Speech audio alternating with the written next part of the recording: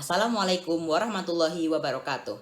Alhamdulillahirabbil alamin wa bihi nasta'in wa ala umurid dunya waddin. Wassalatu wassalamu ala asrafil anbiya'i wal mursalin wa ala alihi wa sahbihi ajma'in. Amma ba'd. Puji dan syukur kehadirat Allah Subhanahu wa taala yang telah memberikan kita nikmat yang tak terkira banyaknya. Salawat serta salam tetap tercurah kepada junjungan kita Nabi Muhammad sallallahu alaihi wasallam yang telah membawa kita dari zaman kegelapan, zaman jahiliyah menuju zaman yang terang benderang seperti sekarang ini. Pada kesempatan kali ini saya akan menyampaikan kultum berjudul keutamaan dan pentingnya akhlak mulia dan pokok-pokok kesuksesan dalam bermuamalah. Yang pertama, keutamaan dan pentingnya akhlak mulia. Kedudukan akhlak di dalam Islam sangatlah penting dan wajib bagi setiap muslim untuk berusaha semaksimal mungkin untuk memiliki akhlak yang mulia sebagaimana Rasulullah Shallallahu alaihi wasallam sang uswatun hasanah, suri tauladan kita. Dan agama Islam itu merupakan agama akhlak, agama yang mengajarkan tata krama, adab dan yang lainnya. Oleh karena itu, terkadang seseorang dengan akhlaknya bisa mendapatkan penerimaan yang baik di tengah-tengah masyarakat.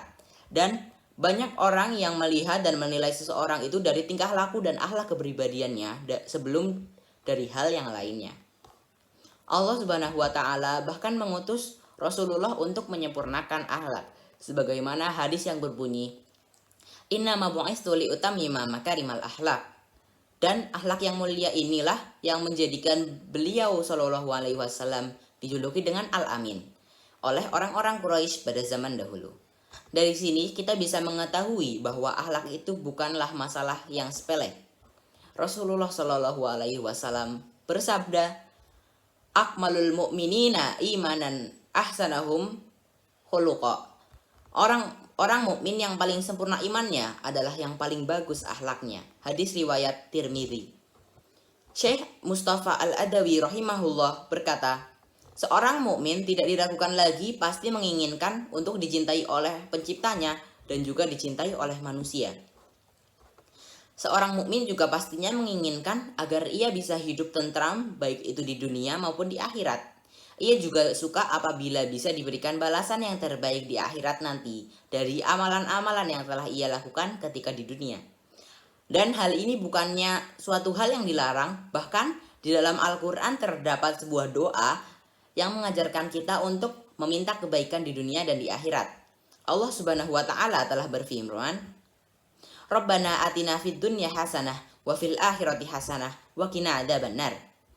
Ya Tuhan kami, berilah kami kebaikan di dunia dan kebaikan di akhirat, dan peliharalah kami dari siksa neraka.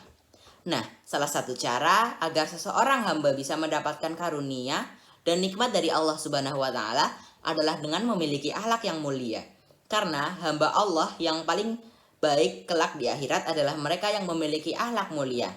Dan akhlak mulia inilah yang dimiliki oleh Nabi Muhammad sallallahu alaihi wasallam. Allah Subhanahu wa taala berfirman, "Wa innaka la'ala khuluqin 'adzim." Dan sesungguhnya Muhammad benar-benar berakhlak atau berbudi pekerti yang agung. Quran surat Al-Qalam ayat 4. Yang kedua yaitu pokok-pokok keberhasilan dalam bermuamalah.